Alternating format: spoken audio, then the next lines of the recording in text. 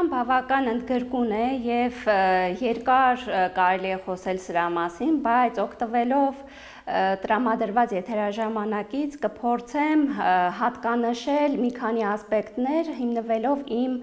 անձնական փորձառության վրա։ Նախ ինչ ենք հասկանում մշակութային ժառանգություն ասելով եւ ինչպես է հնագետը ընկալում այն, ըստ այդմ դրսևորում իր վերաբերմունքը մշակութային ժառանգության նկատմամբ։ Առաջին հերթին որպես քաղաքացի ես հպարտ եմ մեր ունեցած հարուստ մշակութային ժառանգությամբ, նյութական, ոչ նյութական եւ բնական հուշարձաններով, որոնք մեր ինքնությունը ցույց տվող կարևորագույն բաղկացուցիչներից են։ Հնագետի համար առաջնայինը եւ ուսումնասիրության առարկան եւ հետեւաբար հոգացության տակ են գտնվում մշակութային ժառանգության մասը կազմող պատմության եւ մշակույթի շարժական եւ անշարժ հուշարձանները, այլ կերպ ասած հնագիտական ժառանգությունը, լինի դա լանդշաֆտ, հնավայր, ճարտարապետական հուշարձան, թե հնագիտական արտեֆակտ։ Սրանք բոլորը մեր անցյալի պատմությունը կրող նյութական օբյեկտներն են, մարդու կենսագործունեության այս կամ այն բնագավառը բացահայտելու սկզբնաղբյուրները եւ գործիքները, որոնք կապող օղակ են հանդիսանում մեր անցյալի եւ ներկայի միջև, ինչու՞ չէ նաեւ ապագայի։ Հնագետի առաջնային խնդիրը հնագիտական ժառանգության ուսումնասիրության միջոցով եւ գիտական լայն շրջանակներում այն ներկայացնելու միջոցով մարդկության պատմության վերստեղծումն է իր բնական միջավայրում, անցյալի առարկաների պահպանումը եւ անցյալի մասին գիտելիքի փոխանցումը ապագա սերունդներին։ Ինչպես է ստեղծվում եւ զարգանում հնագետի եւ հուշարձանի միջև կապը։ Մոտեցումները ըստ այդմ էլ նաև ուսումնասիրության եւ պահպանության հետ կապված խնդիրները տարբեր են, կախված հուշարձանի բնույթից եւ առաջադրված պահանջներից։ Տարբերակվում են հիմնականում արդեն պատմամշակութային ժառանգության մաս կազմող հուշարձանները, որոնք պեղվում եւ ուսումնասիրվում են վերականգնման նպատակներով պետության, միջազգային կառույցների, հասարակական կազմակերպությունների եւ անհատների նախաձեռնությամբ ու միջոցներով։ Երրորդ խմբում ներառվում են հրատապ, շինարարական կամ հողային աշխատանքների հետևանքով, նաեւ ընդերքի օգտագործման հետևանքով ի հայտ եկած հնագիտական օբյեկտներն ու արտեֆակտները, որոնք ոչնչացման են ենթակա եւ պեղվում եւ ուսումնասիրվում են զուտ փրկարարական նկատառումներով։ Բայց անկախ նրանից, թե ինչպիսի հուշարձան է պեղում հնագետը տարիներով սիստեմատիկաբար, թե դիպվածային, բոլորին վերաբերվում է որպես տեղեկատվության աղբյուրի եւ հնարավորինս փորձում է կորզել անցյալի պատմությանը վերաբերող յուրաքանչյուր ինֆորմացիա։ Հնագիտության ժառանգության ուսումնասիրության եւ ապա պահպանության ստրատեգիան ընթանում է երկու ուղղությամբ՝ պահպանումը in situ եւ պահպանումը արձանագրելու, փաստագրելու միջոցով։ Այս երկու ռազմավարություններն էլ նպատակ ունեն կանխել հնագիտական ժառանգության վայրերի կորուստը եւ պահպանումը ապագա սերունդների համար։ Եթե վերականգնվող հուշարձանները արդեն պատմամշակութային ժառանգության մաս են եւ շարունակում են օգտագործվել հասարակության կողմից թե որպես արվեստի գործ, թե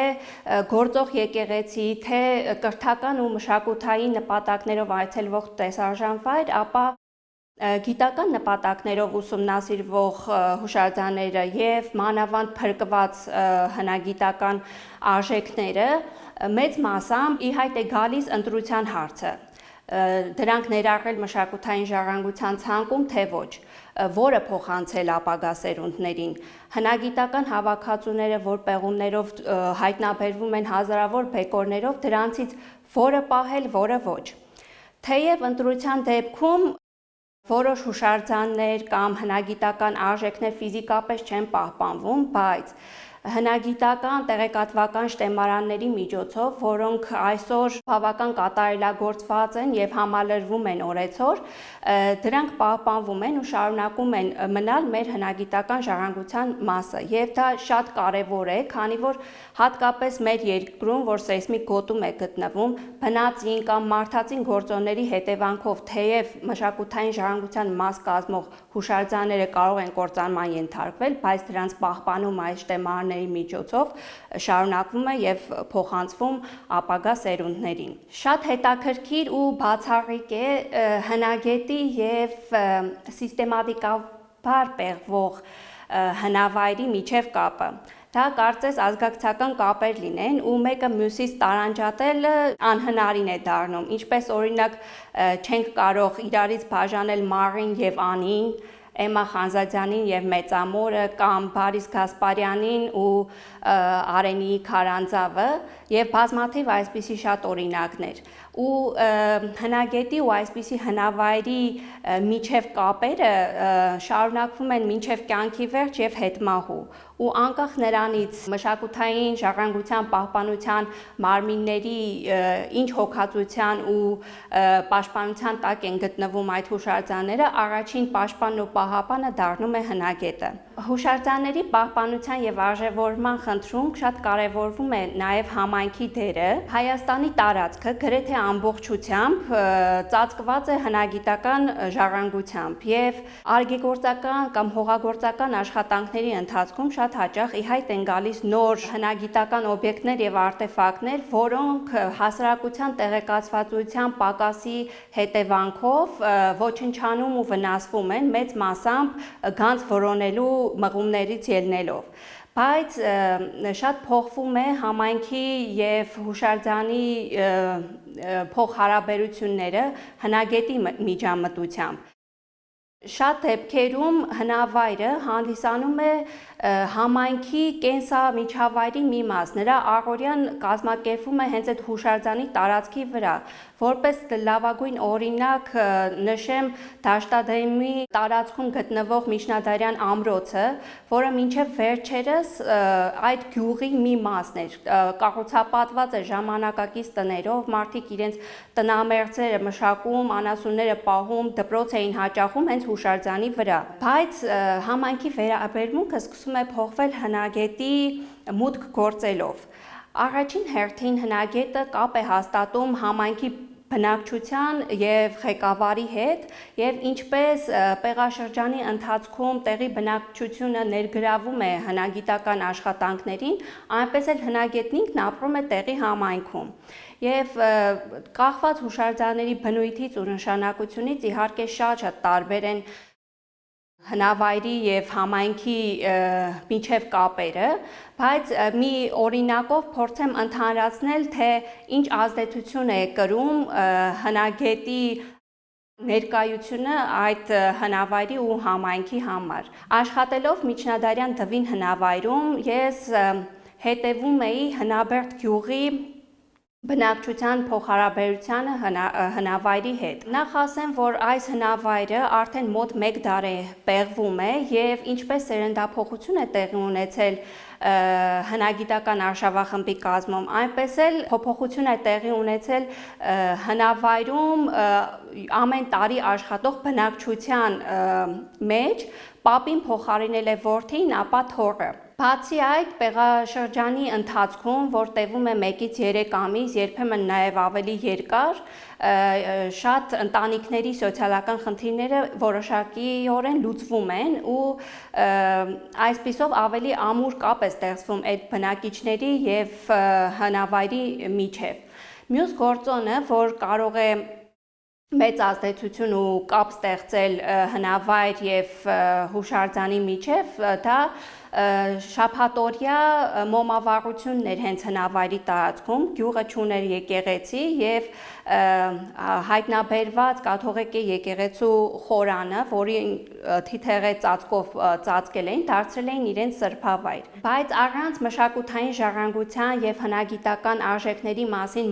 հասարակության տեղեկացվածության, հնագետի մասնագիտության հետ կապված ծախսերը կարող են արդարանալ նաև հնագիտական մշակութային արժեքների մասին հասարակության տեղեկացվածության միջոցով ու այս դեպքում հնագետը հենց կրթության միջոցով փորձում է փոխել համայնքի վերաբերմունքը այդ հնավայրի նկատմամբ։ Երբ մարդիկ ծանոթանում են իրենց անցյալի պատմությանը, հուշարձանի պատմությանը, նրա դերին ու նշանակությանը ու հենց այս դվին հնավայրի պարագայում կրթության դերը շատ կարևոր է, մանավանդ որ շրջակա գյուղի բնակիչները եւ մանավանդ դպրոցականները հենց շրջանի ընթացքում պարբերաբար այցելում են հուշարձան, հետևում պեղման աշխատանքներին ու հնագետի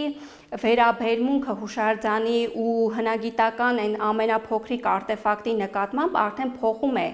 իրենց վերաբերմունքը հենց հուշարձանի նկատմամբ։ Բայց ցավոք սրտի պիտի ասեմ, որ երբեմն համայնքի կողմից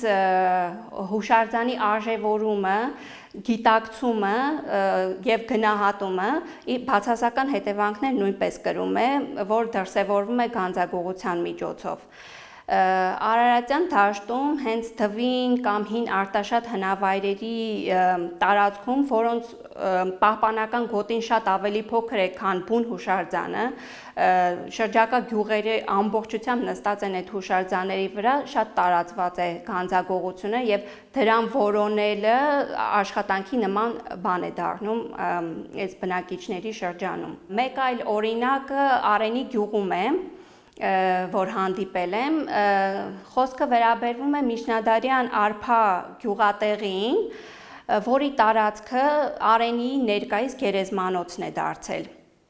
Ուրեմն հուշարձանն ունի պատմական, գիտական մեծ արժեք, այստեղ էր գտնվում Օրբելյան իշխանների նստավայրը, Տարսայիչ Օրբելյանի պալատը, բայց լայն հասարակության կողմից եւ համայնքի բնակչության կողմից պահպանվում է միայն մոմիկի կառուցած եկեղեցին։ Առաջին պեղումներն իրականացնելիս իհարկե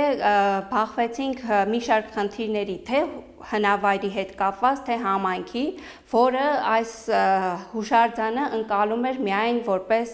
իր գերեզմանոց։ Բայց քանի որ Արենին Հայաստանի տուրիստական ամենաշատ այցելվող վայրերից մեկն է, որի խթանիչը դարձավ Արենի քարանձավը, տեղի բնակչության դերը սկսում է մեծանալ ու հատկապես գործարար բնակիչների, որոնք հասկանում են հուշարձանի արժեքը, ուզում են դրա պեղումները եւ ուսումնասիրությունները շարունակել եւ այն դարձնել մշակութային ժառանգության մի մաս, որը նոր հոսք կարող է ապահովել դեպի գյուղ։ Ցավոք սրտի տեղական մարմինների եւ մշակութային ժառանգության պահպանության մարմինների թույլ համագործակցության պատճառով հարցը դեռ լուծված չէ, այսինքն դրվել էր հնագիտական պեղումների մեկնարկով տեղափոխել գյուղի գերեզմանոցը մեկ այլ վայր եւ գոնե մնացորդները պահպանեին, այն դեռ լուծված չէ եւ հուշարձանը շարունակվում է այս միջոցով ոչնչանալ։ Վերջապես խոսենք հուշարձանների պահպանության ու պաշտպանության հետ կապված հիմնախնդրից, ով պետք է կրի այն պարտավորությունը հուշարձանը պահպանելու, ում է պատկանում հուշարձանը։ Անշուշտ սա ազգային արժեք է եւ պատկանում է հասարակությանը եւ յուրաքանչյուրը սկսած անհատից, համայնքից ու պետությունից պարտավոր է կրել հուշարձանը կամ հնագիտական ժառանգությունը հոգ տանելու ու խնամելու պարտավորությունը։ Ու սա կարևորվում է այն պարագայում, որ մեր երկիրը շատ հարուստ չէ բնական ռեսուրսներով, զարգացած արդյունաբերությամբ եւ այլն, եւ մշակութային ժառանգությունն է այն կենսական ներուժը, որը երկրի տնտեսության զարգացման գրավականն է։ Ու զբոսաշրջության տարբեր ճյուղերի զարգացումը դարձել է մեր երկրի տնտեսության գերակա ճյուղերից մեկը, սակայն պետք է հաշվի առնել, որ մշակութային ժառանգության պահպանությունը զուտ տուրիստական պահանջարկներից ելնելով նույնպես սխալ է, այն մեր կենսամիջավայրի, այն մեր հիշողության, մեր ինքնության բաղկացուցիչն է եւ յուրաքանչյուրս ենք պարտավոր հուշարձանի մասին հոգ տանել եւ խնամել։ Թեև վերջին տարիներին օրենսդրական եւ մեթոդական առումով հուշարձանների պահպանության խնդիրը որոշակի առաջընթաց է ապրում, բայց գործնական առումով թերևս թերի է մնում եւ այս դեպքում շատ կարեւոր է հնագետի մշակութային հուշարձանների պահպանությանը ուղղված կառույցների եւ համայնքների միջև ճկուն համագործակցային մեխանիզմները ստեղծել, որը հենց խթանիչը կդառնա հնավայրի արժևորման, պահպանման եւ համայնքի կողմից անհրաժեշտ հոգատարության համար։ Ուզում եմ հատկապես ընդգծել այս համագործակցության կարևորությունը, որը ավելի էֆեկտիվ կդարձնի մշակութային ժառանգության կառավարումը ու արտի մարտահրավերներին ընդառաջ զարգացնել գյուղական զբոսաշրջությունը եւ մշակութային արժեքների պահպանումը եւ համայնքի եւ հուշարձանի միջև սերտ գիտակցված կապերի ստեղծման համար շատ կարեւոր կլինի գիտակրթական եւ մշակութային միջոցառումների կազմակերպումը հենց հնավայրի տարածքում, իհարկե առանց այն վնասելու եւ սրանով կստեղծվեն հուշարձան, համայնք, հնագետ եւ հասարակություն այս շղթայական ավելի ամուր կապերը եւ այս դեպքում էլ պետք է առանձնահատուկ ուշադրություն դարձնել նաեւ թանգարանների խնդրին, հատկապես մարզերում դրանց բարելավմանը եւ հնավայր թանգարան այդ կապի ստեղծմանը, մանավանդ որ հնագիտական հավաքածուները մեծ մասամբ պահվում են մայրաքաղաքի թանգարանների ֆոնդերում եւ չեն ցուցադրվում եւ հնագետի ցանկությունը եւ երազանքն է բացի իր ուսումնասիրած հնավայրը գիտական շրջանակներում ներկայացնելը նրա հանրահռչակումը եւ հավաքածուների ցուցադրումը լայն հասարակությանը ուստի հնագետի առաքելությունը իրականացված կարելի է համարել, երբ այդ իր փայփայած հնավայրը դառնում է պատմամշակութային արժեք եւ պահպանվում է պետության կողմից, որի մասին հոգ է տանում նաեւ համայնքը։